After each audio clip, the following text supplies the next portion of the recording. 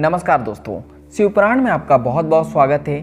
आज हम लोग पढ़ने वाले हैं शिवपुराण की श्री रुद्र संहिता के तृतीय खंड के 90वें अध्याय को, पार्वती का स्वप्न। तो चलिए शुरू करते हैं।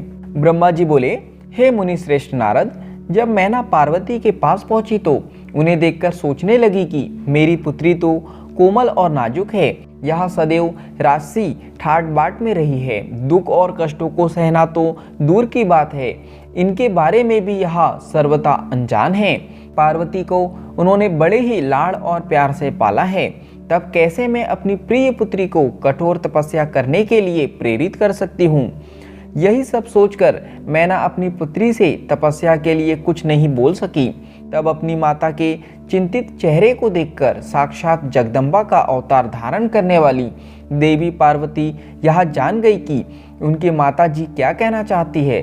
तब सब कुछ जानने वाली देवी भगवती का साक्षात स्वरूप पार्वती बोली, हे माता, आप यहाँ कब आई?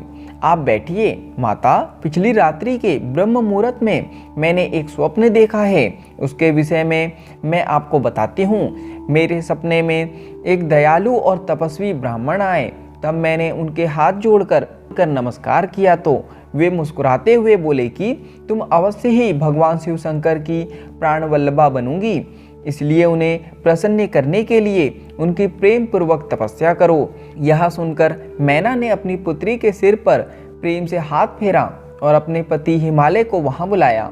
हिमालय के आने पर मैना ने पार्वती के सपने के बारे में उनको बताया। तब उनके मुख से पुत्री के सपने के विषय में जानकर हिमालय बहुत प्रसन्न हुए।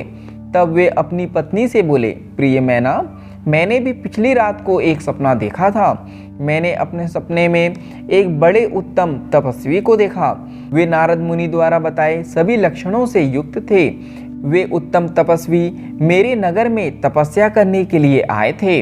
उन्हें देखकर मुझे बहुत खुशी हुई। मैं अपनी पुत्री पार्वती को साथ लेकर उनके दर्शनों के लिए उनके पास पहुंचा। तब मुझे ज्ञात हुआ कि वे नारद जी के बताए हुए वर भगवान शिव ही हैं। तब मैंने पार्वती को उनकी सेवा करने का उपदेश दिया, परंतु उन्होंने मेरी बात नहीं मानी। तभी वहाँ सांख्य और वेदांत पर विवाद छिड़ गया। तत्पश्चात उनकी आज्ञा पाकर पार्वती वहीं रहकर भक्तिपूर्वक उनकी सेवा करने लगी। हे प्रिय, यही मेरा सपना था, जिसे देखकर मुझे अत्यंत प्रसन्नता हुई।